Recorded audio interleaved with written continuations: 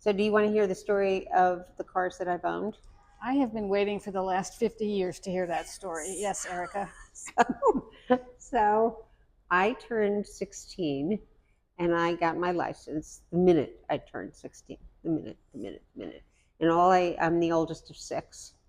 And I knew that that was going to entail me trundling some children back and forth to school because they had to be driven, but I didn't care. But I you're just okay with wanted, that. You wanted to I drive. just wanted wheels. Yes. And so for my 17th birthday, my father bought from a partner of his, the cheapest partner in the world, who actually was too lazy and cheap to go have a button put on his sleeves. If it fell off, he used a paper clip. I mean, this man was cheap. He was also So- dumb. He didn't know how to sew. No, But he did anyway, not. He did okay. not. His name was Wally. And Wally had a basic 1964 brown Comet that had no power steering, no power brakes, no radio, because that would have cost money. It had nothing, not one additional Did it have an thing. engine? That's about it. Okay. So Dad bought this Comet from Wally, and that was my first car. I loved this car. I mean, I got strong. You had to, like, but I loved this car, and I had all my high school stickers all over the place and tigers everywhere, and it was a great car.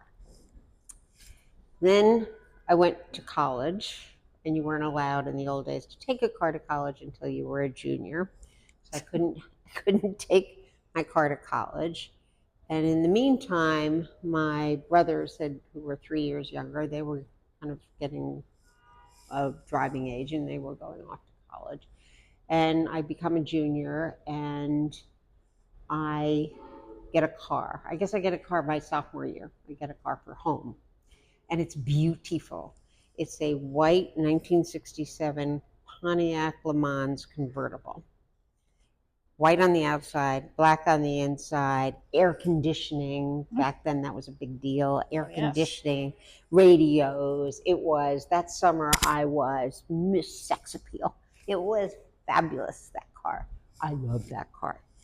And then it came time that I could take a car to college. So I thought, okay, I'm going to take this car to college, and then I will be the same person I just described in college. And my father said, no.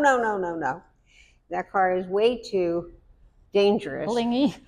For you to take to college. We have to get you a hardtop, boring, horrible car. So he gave that car to my brothers. Well, that was exciting for you. Who then took it. They went to the same college. They were twins. They are twins. They took it to college, and I got the worst car in the world, which was a 1968 Le Mans, which everybody will tell you was the worst car in the world. Skidded all over the place. You felt like an old lady. It was absolutely awful. Then, and now I'm going to shorten this story. I had one of the first VW Rabbits that was red. Do you remember the VW Rabbits? That was a very kicky car.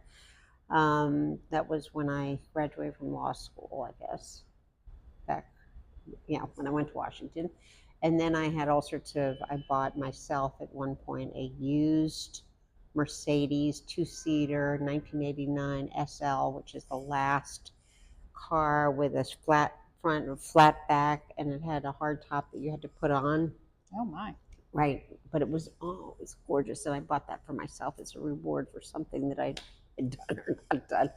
Anyway, so now I have a red sports car.